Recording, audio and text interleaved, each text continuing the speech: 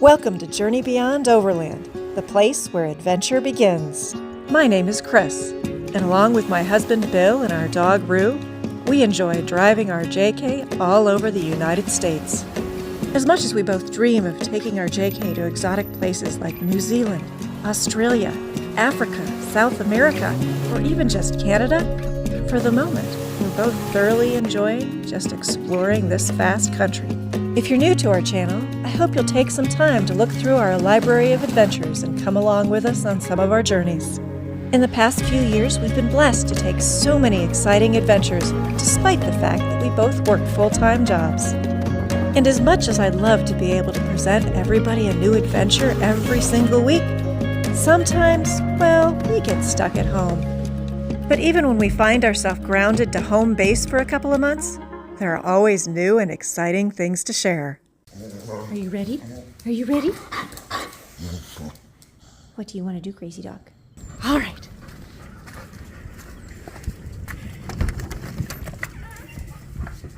Bill and I really had no intention of buying another Jeep for at least another year or two.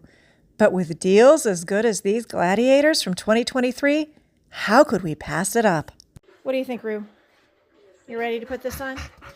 But as with any overland vehicle, there are always things that you just want to update. Is that a sign for how well things are going to go? Nice!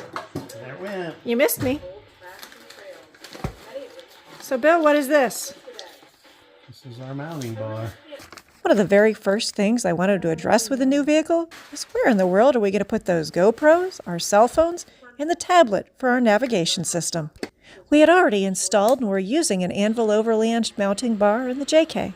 And considering how well it had performed in that vehicle through all our adventures, there was no question that that was exactly where we would turn for the JT. This is what we're installing today. We've already got this bar in our JK, and we really like having it. So it's basically just a bar that attaches up top in the JK and extends all the way across the front. So you can add your own mounts to it, or they also sell their own mounts. We tend to go with the Bulletpoint mounts. They've just worked really well for us, and we're a little less expensive than the Anvil Overland ones. And this is what we're going to do with the JT as well as we did with the JK. Because this bar mounts to the bottom of those grab handles, the first thing you need to figure out how to do is remove the trim pieces on the bottom. Right here. Yeah, above. Well, that was easy. Was it supposed to be that easy? So you just pry it from the front. Yep. Here we go. Pops right open. I can do it. You can do it.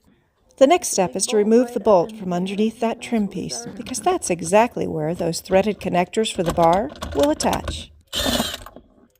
There it is. Be smart. Use one of these so you don't lose your hardware. Perfect. Okay, so we bought the one that is VO switch compatible, even though we don't have the VO switch. So I'm assuming that the narrower one goes on the driver's side where that would go. But it doesn't say. Yeah, they don't mention it. No, they don't mention it, even though we bought it specifically for that. You people at Anvil Overland, although it might be logical, it would be handy to point it out so that we're not all scratching our heads and hopefully having to not undo anything. So you just screw that in there until it's tight. So hand tight, or do I get a tool on the seam? It says thread short bar threads into the bolt holes. That's all it says. It does then say insert 1/4 inch ratchet handle into slot at the end of the bar and tighten. You already saw that without me reading that to you, didn't you? It looked intuitive to me. It did. So, okay, Anvil Overland, it's probably extremely intuitive, and, well, I am not mechanically I'm not inclined to all of this stuff. Give me a logic puzzle any day of the week, which this kind of is a logic puzzle, but it's not the kind of logic I'm used to using on a daily basis. And I hate puzzles. I know, you just love puzzles. Well, yes, but you don't like puzzles because there's no purpose to finishing it. Right. This one, there's a purpose to finishing, so you like this kind of puzzle. And you're tightening it with that. It's actually kind of a cool setup. That is a really cool setup. It's got that little notch in the end that you really can't see because my phone camera's not great. But Just don't know why they would After do that. tightening down those end bars, you next put together these connectors that will hold the end bars to the main bar. Rue is watching very interestedly. She's just depressed because we won't let her go into the JK and sit.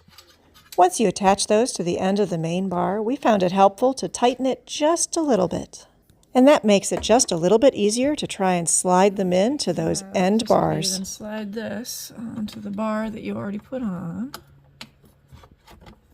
And Bill is doing the same over on the other side. Once together, then you tighten them down with your Allen wrench. Nice and tight. The last piece you need to put together is the center support. Because it senses I'm here. Yes, it senses your presence. You're right. It just goes back like that. Because the one in the JK actually looks like it's holding something up, and this one, I guess it does. It's way off the dash compared to this one. Yeah. This is a lot tidier. This is much tidier. This install was much easier than the one in the JK. The one on the JK, I'll show you in a minute, we actually had to grind some of the parts down so they would fit. But this one was very seamless, went right in.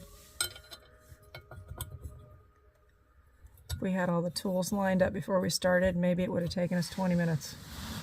So you can see what I'm talking about in the JK.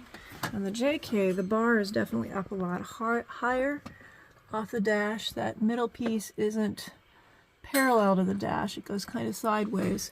And the biggest issue it had was that since there are no handles over here, they have this bar that goes up. But up top here, you can see how tight this is against the top. You can see where we tried to force it in there, and eventually Bill had to grind right up here on the top of this edge so that it would fit on both sides. So he used his grinder to grind that piece back just enough that it would fit. So this was a lot more complicated bar to put in. It took us a lot longer time, a little frustrating, but the one for the JT was quick and easy. So The question is what to do with those. Those are going to have to get clipped off. I hate to clip them. If you remember back to the beginning of this install, it involved us opening up these trim pieces, and now we weren't sure what to do with them. Well, if you'll hold on a minute, we have the perfect answer for you. If you can see it or not. There it is. It's literally tethered on the inside. So normally you could just take it out, but because they're tethered, oh, yeah, see, I mean, there's just this huge long piece holding it in there. Oh, guess what? There's a little arrow at the end. So I don't have to cut it. No, you don't have to cut it. So if you're doing what we're doing, don't cut them off. They will come out. Well, you know, we're just going to put them somewhere and never know where they went for the next 20 years. Well, that is very likely that we won't know where they went, but we probably will never need to put them back on again either. Open the box. And after that comes the hardest part, figuring out where you want to put all of those mounts. I had purchased Bulletpoint mounts with some extensions, but don't do what I did. This is the bar. Don't buy those extensions, they're not going to work. Seems strange. And that's it. Did I buy the wrong size bar or the wrong size mount? I may have. So don't have to wait a couple of days like I did. Instead, make sure when you order your bar to order the right size ball clamps for your mounts. Then you're back to that same age-old question. Where do you want to put all this stuff? There's so many options. So I'm going to start with these two. And I have to step over these creatures on the way. Hi, creatures. Hi, Fuzzy. Is there a dog under all that fuzzy fur?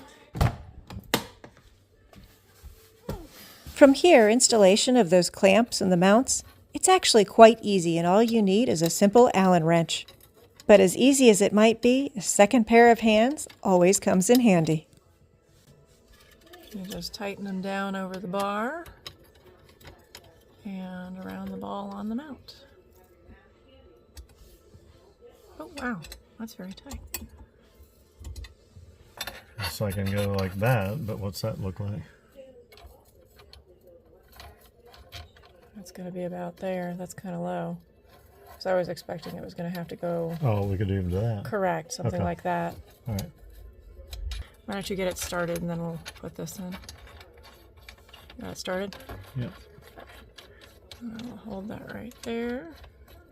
It's obviously easier if you've got two people to tighten these up. You don't have to, but it's easier.